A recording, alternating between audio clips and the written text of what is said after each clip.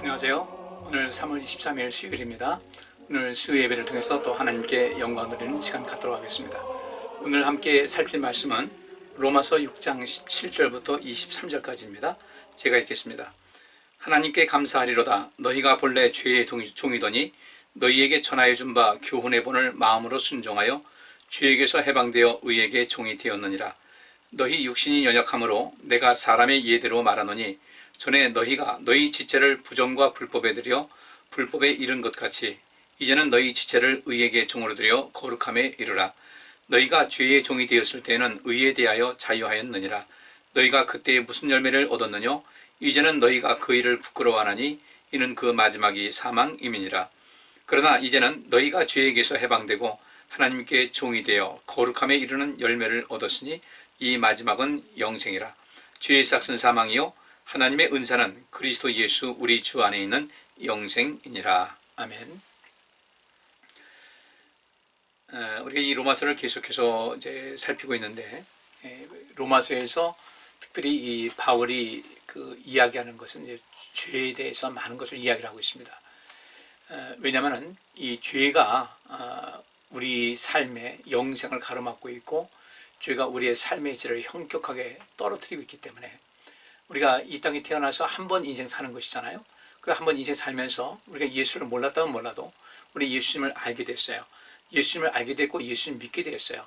그러면 그렇게 우리가 정말로 잘 차려진 그 밥상, 그러니까 그 12명의 정탐꾼이, 이스라엘의 12명의 정탐꾼이 그 가나안 땅에 이제 정탐을 가지 않았습니까? 돌아왔을 때 여호수아와 갈렙이 바로 그렇게 얘기를 한 거예요. 이 가나안 땅 가보니까 그들 역시 만만한 상대는 아니다. 우리가 뭐 쉽게 그들을 이기고 뭐 그냥 무혈 입성할 수 있는 그런 단계는 아니고, 분명히 그들도 우리에게 많은 저항이 있을 것이고 또 그 가운데서 우리가 어려움 겪을 것이다. 그러나 하나님께서 우리를 그곳으로, 그 가나안 땅으로 인도하실 것 같으면 하나님께서는 이미 모든 것을 계획하셨을 것이고 우리에게 피해가 없도록 하셨지, 그것을 피를 흘려가면서 그것을 점령할 수 있게끔 하지는 않으실 것이라는 거예요. 여러분 잘 아시다시피 여리고성을 어떻게 점령했습니까? 쉽게 점령했잖아요. 이게 뭐 사람의 방법으로 한 것이 아니라 하나님의 뜻으로 한 거예요. 그러니까 이 여리고성은 이스라엘 백성들이 가나안 땅에 들어서 최초로 점령한 성인데, 그 성은 수건을 했어요.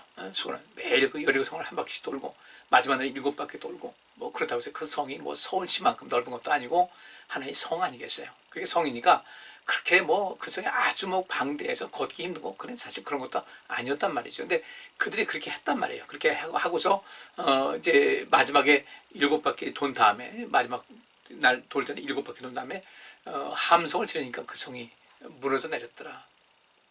얼마나 그 쉬운 방법이에요. 하나님께서 우리에게, 그 이스라엘 백성들에게, 그들을 이 세상에 만민의 그 어떤 제사장을 삼으려고 그들을 택하셔서 가나안 땅을 들어가게 하시는데, 거기서 그 많은 전쟁 속에서 피를 흘리게 하고 이런 것은 아니잖아요. 단지 그 여리고성을 점령한 다음에 아이성을 점령할 때는 출혈이 있었어요.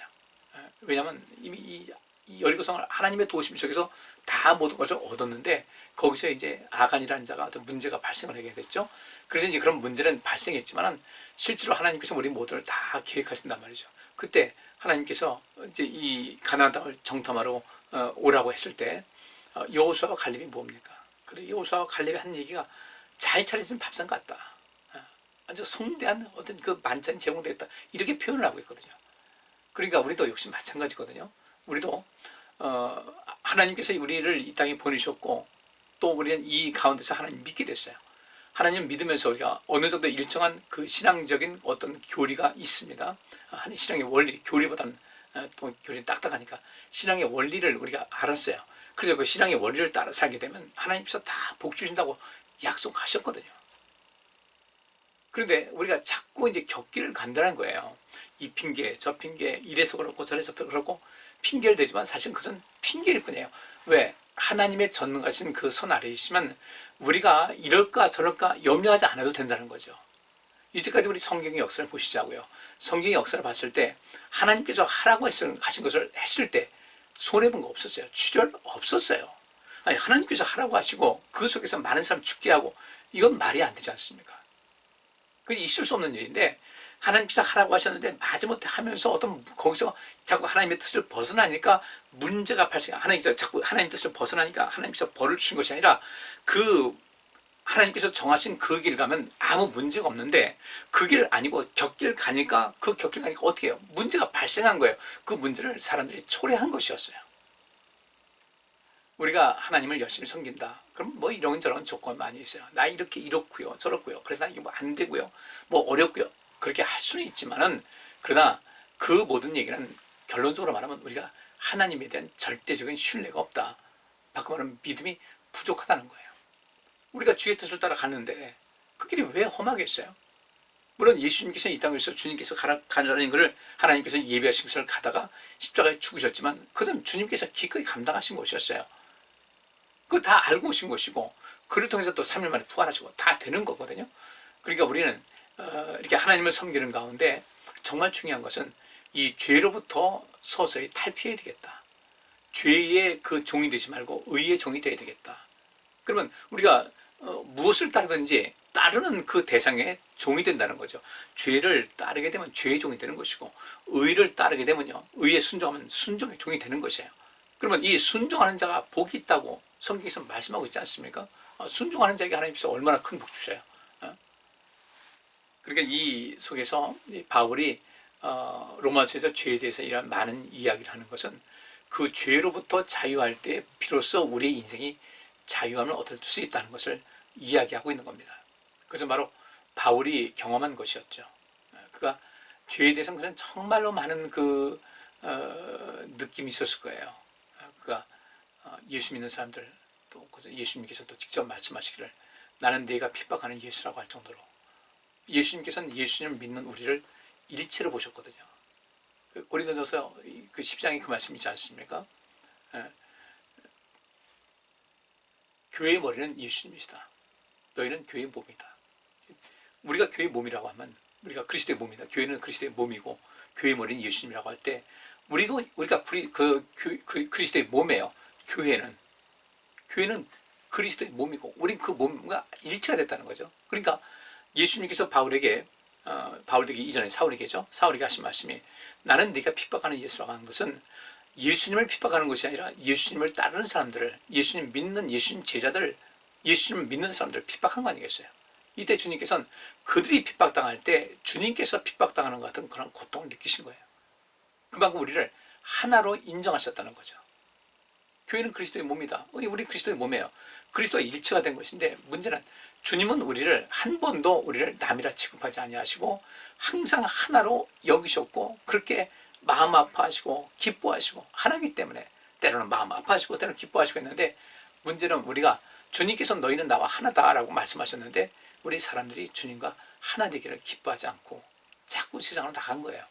그러니까 바울은 이 속에서 자기가 그 죄된 생활, 이전에 예수님을 핍박했던 그런 모든 것을 봤을 때 그때 그 죄가 얼마나 큰 것인가를 알았던 거예요. 실제로 하나님을 믿는다고 했지만 믿는 것도 아니었고요. 그러니까 예수님을 만나고 난 다음에 자기가 어떤 존재인가를 알게 됐고 그 속에서 자기 속에 꿈틀거리고 있고 여전히 작용하는 그 죄, 아담과 하와가 범죄한 이후에 이 세상에 밀물같이 몰려왔던 그 죄가 여전히 자기 자신을 지배하고 있고 지금도 계속해서 틈을 타고 있다는 것을 알게 된 거예요. 그러니까 이 죄에 대해서 우리가 두 가지인데 죄를 우리가 경계하셔야 되고 무엇이 죄인지를 알아야 되고요. 그 다음에 그 죄를 이기기 위해서 그 죄의 그 걸림돌 뛰어넘어서 의의 단계에 이르는 이런 삶을 살아가는데 힘을 다하셔야 되거든요. 그래서 이제 그 바울은 이 로마서 쓰면서부터 이 죄에 대한 이야기를 상당히 많이 했어요. 왜냐하면 그 죄를 극복할 때 우리가 하나님 앞에서 의롭다 여김을 받을 수 있는 것이죠. 그러니까 의롭다함을 여김 받아야 우리는 비록 죄인이었어요. 이 땅에 세상에 죄가 들어온 다음에 죄에 오염되지 않은 사람이 단 한 사람도 없었어요.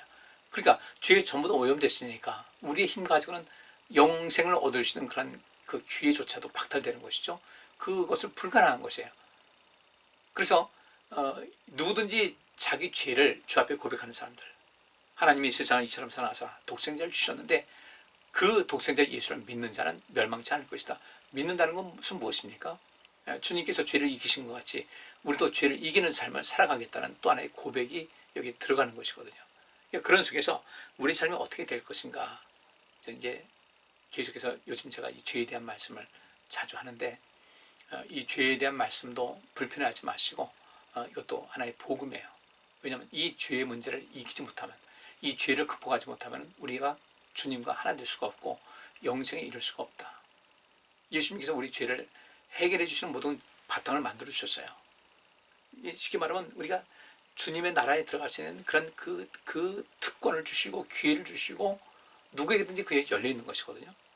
잘 차려놓은 밥상 같은 거룩한 아주 그냥 그 만찬을 나눌 수 있는 그런 모든 것이 우리에게 주어졌는데, 그 길을 우리가 놔두고서 다른 데 피해갈 일이 없다는 거죠. 근데 사람들은 이 죄 때문에 자꾸 하나님께서 예비하신 그런 놀라운 길, 복의 길, 은혜의 길을 두고서 자꾸 곁길로 가는 일들이 너무도 빈번하게 일어나게 되더라.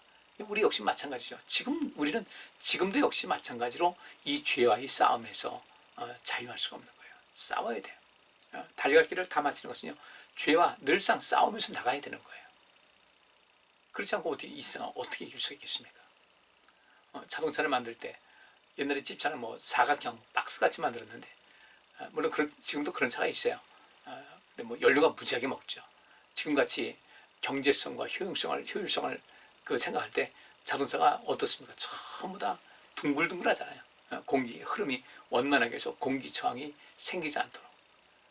하다못해 그 연비를 좀 더 줄이기 위해서 이제는 백미러도 줄이고, 그 양쪽 백미러던 자리에 작은 카메라를 거기다 만든 차들이 이제 나오고 있거든요. 그만큼 이 기술이 발달한다라고 할 때는 우리 역시 마찬가지죠. 사단은 끊임없이 우리를 계속해서 우리 갈 길을 발목을 잡거든요. 또 저항을 하고. 이럴 때 우리는 어떻게 될 것인가? 결국은 이 죄가 우리를 넘보고 우리를 계속해서 우리를 유혹을 하고 미혹하고 끌어들인다 할지라도 그 속에서 우리가 자유하게 되면요, 우리는 정말 거침없이 인생을 살아갈 수가 있게 되는 것인데, 일단 죄가 내게 해당이 되면 그때부터 이제 자꾸 이 진흙상에서 걸어가듯이 자꾸 빠지는 거예요. 눈 많이 오면 걸어가기 힘들지 않습니까? 눈 많이 오는 데는 그렇게 눈 푹푹 빠진 데 걸어갈 수 없으니까 그 밑에다가 스키 같은 거 다녀도 그 눈을 걸을 수 있게끔 넓고 평평한 그런 것을 신발을 더 신잖아요. 그러면 그 힘이 분산되니까, 하중이 분산되니까 눈 위를 걸을 수가 있게 되는 거지. 그 뻘 속에서 이렇게 가게 되면 걷는 게 얼마나 힘들어요. 자꾸 빠지니까. 우리가 죄에 오염이 되고 죄 속에 빠져 있게 되면은 우리 인생살이가 이렇게 거침없이 나갈 수 있는 그런 모든 것에 너무나 많은 장애가 생겨서 하나님께서 우리에게 허락하신 그런 모든 그 복을 누리지 못하고 그 은혜의 단계에 도달하지 못하는 이런 결과를 가져오게 되는 겁니다. 바울은 이제 앞에서도 6장 앞부분에서도 그런 것을 이야기했는데, 오늘 6장 마무리하는 그런 부분입니다. 바울은 이렇게 얘기합니다. 17절에 하나님께 감사하리로다. 너희가 본래 죄의 종이더니 너희에게 전하여 준 바 교훈의 본을 마음으로 순종하여 죄에게서 해방되어 의에게 종이 되었다. 이게 하나님께로부터 구원받은 백성들의 그 삶의 모습을 여기서 또 다르게 말씀하고 있습니다. 너희가 본래 죄의 종이라는 거예요. 본래가 그래요. 대생적으로 우리 사람이 태어나게 되면은 어차피 이 세상은 그 죄에 오염됐고, 우리 부모님이 역시 마찬가지로 부모님들 아무리 선하다 할지라도 하나님께서 말씀하신 그 의로운 단계에 들어갈 수가 없는 거예요. 그렇게 그 어려운 그런 이 상황 속에 태어납니다. 그리고 이 세상이 얼마나 복잡해요. 아주 치열하지 않습니까? 그런 속에서 우리가 이 땅에 태어난 거예요. 태어나서 살다 보니까 공기도 오염됐지. 요즘 태어난 애들은 나면서부터 마스크를 써야 되지. 얘네들 이 마스크가 뭔지 모를 거예요. 근데 이제 엄마가 쓰니까 막 애들 벗는데 이거 쓰면 큰일 나. 뭐 또 옛날같이 그러겠죠. 그러면 저 호랭이에 찾아서 물어간다. 저 아저씨가 뭐라고 이러면 한다. 뭐 그렇게 뭐 협박하듯이 해가지고 씌워놓느니, 그러니까 이 세상 사는 게 그렇게 만만치가 않은 거예요. 누구나. 그 모든 것이 무엇 때문에 그런가? 이 죄라는 것이 그렇게 강력한 힘이 있는 것이에요. 사람은 본래 그렇게 죄로부터 자유할 수 없게끔 태어났어요. 우리 본성이 그렇습니다. 우리 그러다 본성에 하나님께서 죄에 아주 오염되기 쉽게 만든 그런 것은 아니었어요. 이 세상 모든 흐름이 그렇다는 거예요. 이 세상 모든 환경이 그렇다는 것이죠. 자, 날 때부터 아주 가난한 그런 상황. 우리 제 연배에 있는 분들도 다 그렇게 경험하지 않으셨습니까? 그 당시 무슨 수세식 화장실이 어디 있었어요? 없었잖아요. 위생 또 보건 아주 열악할 때였습니다. 그때는 뭐 평균 연령 훨씬 떨어지고, 지금은 암 때문에 그렇고 뭐 이런저런 병이 있지만, 그때는 그 당시에는 결핵이, 그 당시도 암이 있었긴 있었을 거예요. 근데 모든 그 당시 식생활이라든지 뭐 사회 그 주변 환경을 봤을 때는 암보다는 어떤 결핵 때문에 굉장히 많은 사람이 죽었어요. 근데 세월이 지나면 또 다른 것이 자꾸 나오게 되는 거죠. 근데 그렇게 어려운 상황에서 태어날 때 모두가 다 어려운 상황이군요. 다 그러려냐고 산다고요. 지금은 TV 없이 있는 집이 없겠죠. 뭐 집에도 한 두 대씩 있는, 세 대씩 있는 거고. 그다음 뭐 컴퓨터 있지. 컴퓨터에 가서 또 넷플릭스 보지. 굉장히 많은 볼거리가 있고, 또 이 스마트폰도 있어가지고 우리가 별천지 세상을 사는 것 같은데, 역시 이런 가운데서 그만큼 발전한 만큼 우리가 얻는 어려움이 있는 거예요. 과거에는 우리가 그렇게 가난하고 힘들게 살았지만 지금 이렇게 익숙해지다 보니까 이게 또 늘 누리긴 하지만, 그 당시에는 그렇게 어려운 생활도 그게 다들 그러니까 그게 불편함 없이 다 그렇게 사는 거려냐고 살아왔는데, 지금 만약에 지금 이 세상 살다가 옛날같이 그래 재래식 화장실 쓰고 물 길어다 먹고 우물에서 물 떠다 먹고, 여름에는 불 못 떼니까 이게 페인트 깡통 같은 거 해가지고 나무 불 떼가지고 밥 지어 먹고, 연탄 떼고, 이게 가능하겠어요? 연탄 불 떼가지고 밥하다가 그거 없애가지고 풍로가 생겨가지고 이렇게 석유 놓고서 그다 밥을 지어 먹으니까, 그것도 별천지였어요. 근데 지금 우리가 이 시대에 풍로 가지고 밥 해 먹으라면 아무도 안 할 거예요. 사람이 이 죄라는 것이 바로 그와 유사한 것이 있어요.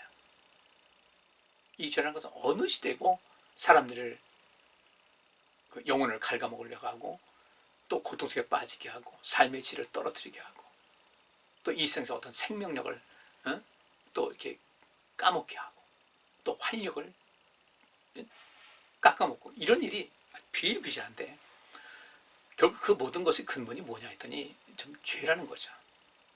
그러니까 우리도 이제는 죄에 대한 각성과 더불어 무엇이 죄인지를 정확하게 분별할 수가 있을 텐데, 그 죄의 개념이 지금 굉장히 희박한 세대라는 겁니다. 지금 시대가.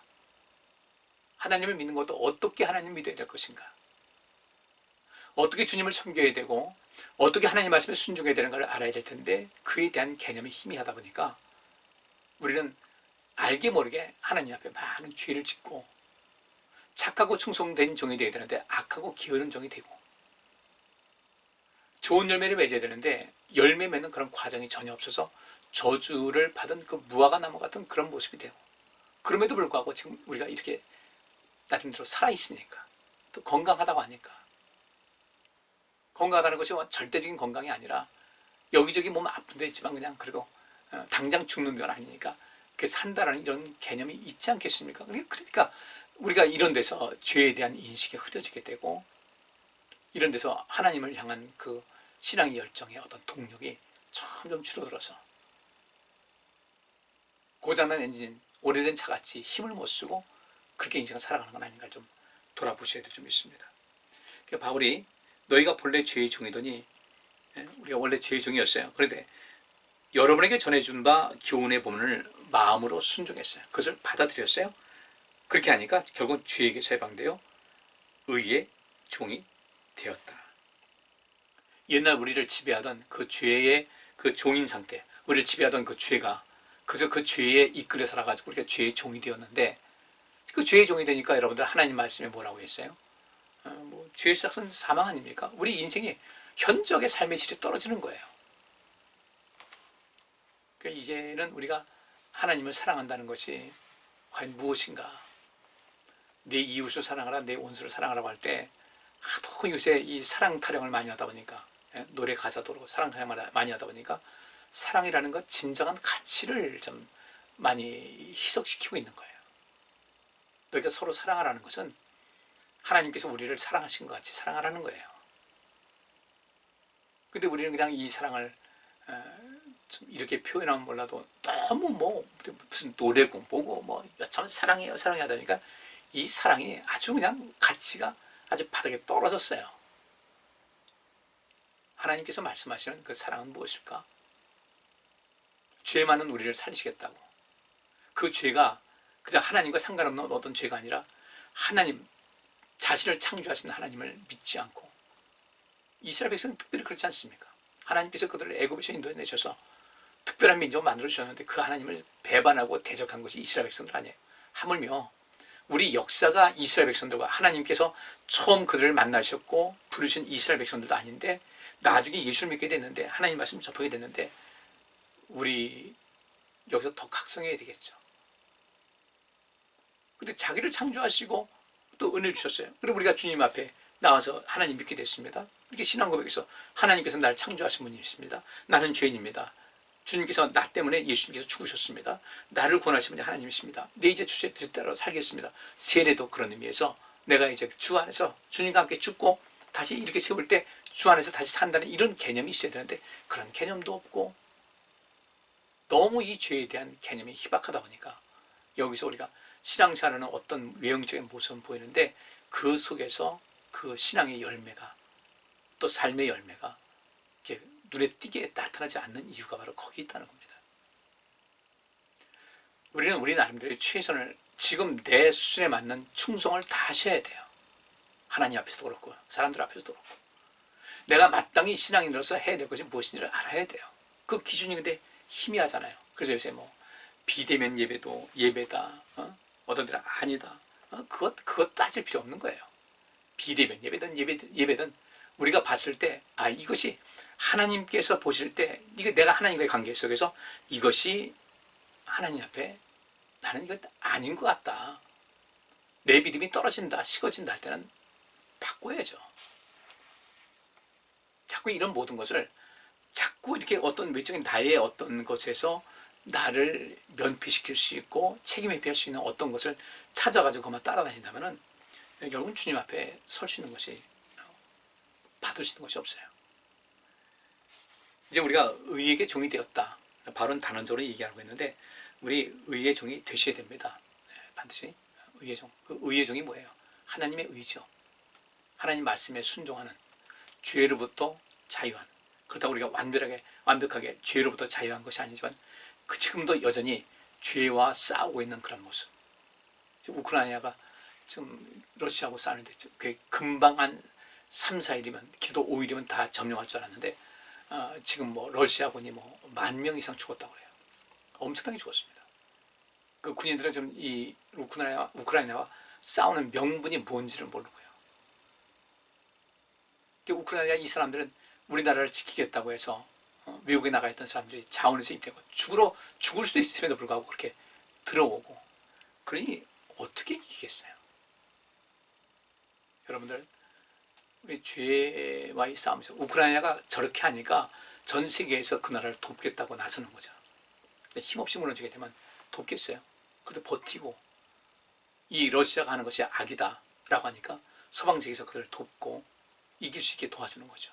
미국에서는 이런 모든 정찰 위성을 전부 다 해서 그 정보를 우크라이나에 줘가지고 어디 기습하면 된다, 어디도 공격하면 되겠다, 지금 저쪽에서 어떻게 들어오고 있다 미리 알고 있으니까 적을 알고 나를 알면 뭐 백전백승이라고 하는데 그렇게 해서 이 우크라이나가 지금 이기고 있는 거 아니겠어요? 죄와의 싸움도 역시 마찬가지입니다. 하나님께서 우리에게 무엇이 죄인지를 알려주셨어요. 근데도 불구하고 우리가 죄에 대해서 무지하면 안 되는 거죠. 왜 무지한가?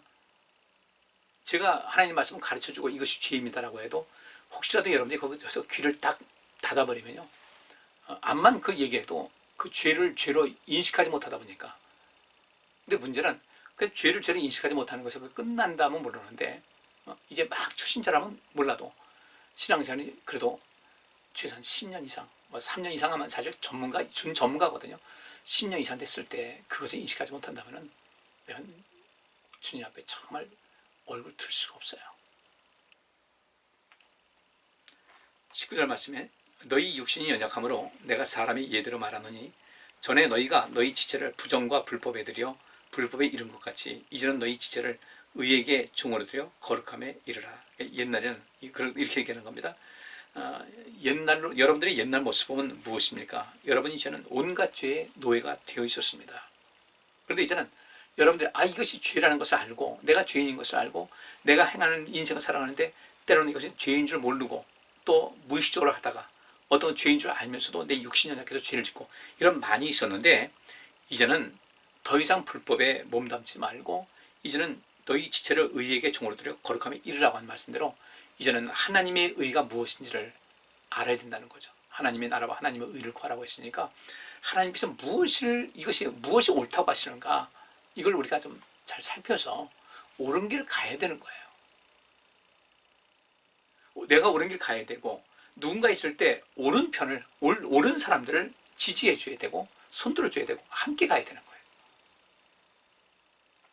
근데 우리는 어떻습니까? 사단이 와가지고 슬슬 끼거든요. 그 정도 괜찮아. 뭐 그거 가지고 그래. 목사들이야. 뭐 다 그렇게 얘기하는 거지. 괜찮아. 우리가 분별력이 있어야 되고요. 무엇이 옳고 그른지를 알아야 되고요. 그래서 성경에는 무지한 것이 죄라고 그랬어요. 저는 그래서 여러분들에게 부지런히 하나님의 의가 무엇을 말씀하고 있는지를 알려드리고 있는데 이제는 여러분들 이제 하나씩 둘씩 알아가고 있으니까 더 이상 죄의 종이 되지 말고 여러분이 의의 도구로 쓰임받을 수 있고 또 주님께서 기뻐하신 대로 우리 너희 지체를 의에게 종으로 들여 거룩함에 이르라는 그런 말씀대로 의를 위한 인생을 살아가시라는 겁니다. 20절 말씀에 너희가 죄의 종이 되었을 때는 의에 대하여 자유했다. 여기서 자유했다는 그런 말이 약간 번역에 있으면 조금 문제가 있죠. 바꿔 말하면 여러분은 죄의 노예로 있을 때 죄에 대해서 한 번도 항거하지 않고 죄가 너희를 지배하려고 할 때 맞서 싸우지도 않고 그냥 늘상 그저 자의반 타의반 해가지고 끌려다니면서 내가 이게 아닌데 이건 이렇게 한 것이 아니라 그냥 죄의 노예로 있을 때 의에 대해서 자유했다는 것은 선한 일 따위는 관심이 없었다는 거예요. 여러분들 지금 혹시 이 선한 일 하나님께서 기뻐하시는 이 일에 대해서 무관심해서 무감각하고 무관심해서 지금 하나님과의 그 관계가 상당히 좀 거리가 멀어졌음에도 불구하고 아무렇지 않은 그런 마음을 가지고 있다면요 아주 심각한 거예요. 21절 너희가 그때 무슨 열매를 얻었느냐 이제는 너희가 그 일을 부끄러워하나니 이는 그 마지막이 사망임이니라. 그때가 언제입니까? 죄의 종이 되었을 때 죄와 맞서 싸울 마음도 갖지 않고 죄라고 해도 그냥 무관심하고 그게 무슨 죄냐고 하고 근데 이 시대가 좀 그런 시대 아니에요. 여러분 어떻게든 하나님 말씀을 살피면서 그 말씀대로 따라서 살고자 하는 그런 수고와 노력이 매일 있어야 돼요. 매일이요. 근데 우리 성도님들은 어느 정도 그렇게 살고 있는지는 잘 모르겠어요. 그렇게 해야 돼요. 공부는 공부할 때가 있다고 하지만 신앙생활 속에서 이 죄와의 싸움과 이 신앙생활의 열심과 하나님과의 관계를 더 새롭게 하는 것은 날마다 하셔야 돼요. 밥을 매일 먹듯이. 왜 먹어요? 살자고 먹죠. 죄와의 싸움 왜 해야 돼요? 내가 살아야 되기 때문에. 밥이야 몇 개 굶을 수 있지만 이 죄와의 싸움을 우리가 계속해서 해나가지 않게 되면 우리 인생은 무너질 수밖에 없어요. 죄의 시작은 사망이에요. 이 사망이라는 것은 내가 지금 살아있으니까 죄의 시작이 사망이라는 것이 별로 와닿지 않지만 이 사망이라는 것은 쉽게 말하면 우리의 생명의 길로 계속해서 이 로켓에 불이 붙어가지고 계속 날아갈 수 있어야 되는데 그 불이 꺼진 상태, 번아웃된 상태, 불이 꺼진 상태가 되는 거예요. 그럼 이게 언젠가는 이제 내려가 떨어지겠죠. 우리는 너나 할 것 없이 죄된 성품을 갖고 있고 죄에 대해서 취약합니다. 그래서 우리 성령께서 이 땅에 오신 것도 다른 것이 아니에요. 우리 도와주려고 죄와의 싸움에서 이기게 하려고 오신 거예요. 그래서 주님께서는 나를 따라와라. 우리 가이드가 되는 거예요. 우리 해외여행 가게 되면 가이드가 있잖아요. 마찬가지예요. 주님께서 우리 인생을 가이드해 주시거든요. 가이드할 때 앞에서 행하시고 성령께서 앞에 신가시고 뒤에 신가시고 좌우 우리 온 사방팔방을 다 돌봐주시면서 우리를 갈 길을 인도하시는데 자꾸 이탈하고 싶은 거예요. 이탈하고 싶은 거예요. 그게 우리 마음속에 있어요. 바울도 이제 그것을 고백했잖아요. 그런데 이탈하지 말고 서로 잠시 갔다 할지라도 이탈했다 할지라도 다시 주님께 돌이켜서 와야 되고, 가다가 또 쓰러져 이탈했다 할지라도 거기서 이제 더 이상 이탈한 자리에서 계속 머물지 말고 빨리 돌아오라는 거예요. 그렇지 않으면 우리 인생에서 열매를 얻을 것이 없어요. 죄의 삭은 사망이라고 했는데 마지막에 죽는 거 말고 이 땅에서도 사는 것 같이 살아야 되지 않겠어요? 그죠? 사는 것 같이. 뭐 세월 지나면 우리 몸이 여기저기 아프고 뭐 그런데, 그렇다 할지라도 우리의 내면의 어떤 삶의 추진력과 또 주님을 향한 열정과 주님을 사랑하는 그런 마음과 내 자신을 좀 더 예수 그리스도의 성품을 본받고 예수님 마음 담고 성화되는 이런 모든 과정을 하기 위해서 끊임없이 애를 써야 되는 거 아니겠습니까? 그렇게 하게 되면 또 그런 삶의 양식 자체가 죄를 멀리하고 죄에서 이길 수 있는 그런 삶의 양식이 되는 것이거든요. 어떻든 간에 모든 것을 해나가야 되는데 21절 너희가 그때 무슨 열매를 얻었나? 뭐 얻은 것이 아무것도 없다는 겁니다. 이제는 너희가 그 일을 부끄러워한다. 옛날에 어땠습니까?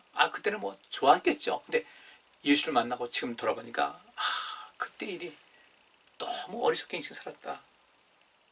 내가 그때 주님을 알지 못했으면 믿지 않았으면 난 벌써 이제 끝장났을 것 같다. 이런 생각이 되는 거 아니겠어요? 우리는 과거에 죄 짓고 살 때 그 모습을 부끄러워할 줄 알고 이제는 죄에서 벗어난 삶을 살아갈 수가 있어야 돼요. 그래서 22절에 그러나 이제는 너희가 죄에게서 해방되고 하나님께 종이 되어 거룩함에 이르는 열매를 맺었으니 이 마지막은 영생이라. 너희가 죄에게서 해방됐다는 것은 예수 그리스도를 말미암아 죄에게서 해방된 거예요. 예수님께서 대신 죽지 않으셨다면요, 우리 죄는 어디 가서 하소연할 겁니까? 예수님께서 너희 죄, 내가 너희 죄를 대신 다 지고 죽었으니까 이제 죄는 너희에게서 죽은 자가 된다. 너희는 죄에 대해서 죽은 자가 됐다. 내가 대신 죽었다. 또 주님께서 부활하셨어요. 의로운 분이기 때문에 부활하셨어요. 그러면 우리는 어떻게 해야 되겠어요? 죄에게서 해방되는 삶을 살아갈 수 있어야 돼요. 일단 죄에게서 해방을 선언하세요. 계속 우리를 붙잡으려고, 발목 잡으려고 계속 죄는 쫓아다닐 거예요. 근데 때때로 붙잡혀서 넘어진다 할지라도 다시 주님, 제가 죄인입니다 고백하고 다시, 그러나 나 또 죄와 또 싸우겠습니다 하고 앞으로 나가는 거예요. 그러면요, 절대로 죄는 우리를 못 이겨요. 그런 말 있죠. 계란으로 바위를 앞만 쳐봐야 바위는 깨지잖아요. 그런데 위에서 떨어지는 물방울은 그 바위를 가를 수가 있어요. 그 조그만 물방울에 계속 똑 떨어져요. 근데 그 무슨 힘이 있겠어요? 근데 보면 바위가 이만큼 패예요. 나중에 갈라질 수 있겠죠. 그러니까 우리가 이 죄와의 싸움에서 죄가 그렇게 우리에게 똑똑 물방울 떨어지다 하지 말아야 되고, 이 죄와의 싸움을 그 물방울같이 해서 죄를 계속해서 쏴야 되단 말이죠. 그것을 경각심을 갖고 내가 죄를 짓거나 죄된 마음이 있을 때 주님의 도우심을 간절히 구하고, 또 그때 죄를 고백을 하고 회개에 합당한 열매를 맺고 성화되는 과정을 살아가는 데 힘을 다하면요, 결국은 우리는 죄에게서 해방이 되는 거예요. 그럼 죄에게서 해방이 되면 어떻게 되는가? 이제부터는 하나님께 종이 되어서 거룩함에 이르는 열매를 얻게 되는데 이 마지막은 영생이다. 그렇게 계속해서 죄와의 싸움을 싸우면서 죄에게서 해방돼요. 그리고 하나님의 종이 되었어요. 하나님께서 하라는 말씀하신 모든 것을 순종하고 따라가면 거룩함에 이르는 열매를 얻게 되는데 이것이 곧 영생이다. 반면에 23절 죄의 삭은 사망이요 하나님의 은사라는 것은 하나님께서 우리에게 주시는 놀라운 그 선물은 그리스도 예수 우리 주 안에 있는 영생이다. 하나님을 따라서 하나님께 종이 되어 하나님을 따르게 되면 그리스도 예수 안에서 우리 보장된 영생을 얻지만은, 그렇지 않고 하나님의 종이 되지 않고 하나님을 따르는 하나님의 종이 되지 않고 여전히 죄에 머물러 있다 보면 우리의 싹은 사망이 된다. 마지막에 죽는 것은 죽는 것이고 이 땅의 인생도, 이 땅에 사는 삶도 사는 것 같은 삶을 살아야 되는데, 삶의 즐거움도 있어야 되고 기쁨도 있어야 되고 어려움은 있지만 그 속에서 또 어떤 성취감도 있어야 되는데 삶의 모든 것이 별로 의미가 없더라. 여러분, 사는데 재미있으십니까? 재미있어야 돼요. 재미있어야 돼요. 꼭 가지고 있어야 돼요. 주 안에서 얻으세요. 그 주 안에서 얻는 그 인생의 재미와 즐거움과 기쁨, 행복이 무엇인지를 여러분 매일매일 찾아서 항해하시고, 그러면서 여러분의 인생을 아름답게 꾸미셔서 이 땅에서도 생명력 가득하고 영생이 여러분 삶 속에서 확실하게 보장된 그런 삶을 이어갈 수 있기를 주의 이름으로 축복합니다. 기도합니다. 주님, 죄의 삭은 사망이지만 우리가 하나님의 은혜 가운데 있는, 하나님의 은혜 가운데 있고 하나님 말씀에 순종하는 하나님의 종이 될 때 우리에게는 생명과 생명력 가득한 진정으로 행복하고 영광된 삶이 이어질 것을 믿습니다. 이젠 죄의 종이 아닌 하나님 말씀에 순종하는 하나님의 종이 되어서 순종하는 자에게 주신 그 복과 은혜와 영광이 가득한 우리 성도님들 되게 하여 주옵소서. 주님께서 기뻐하신 뜻이 무엇인지를 우리가 늘 인식하고 이제부터 우리의 삶의 방향을 주님을 향하여 조금씩 변화시키게 하여 주옵소서. 예수 그리스도 이름으로 기도하옵나이다. 아멘. 예, 감사합니다. 수고하셨습니다. 편안한 밤 되세요.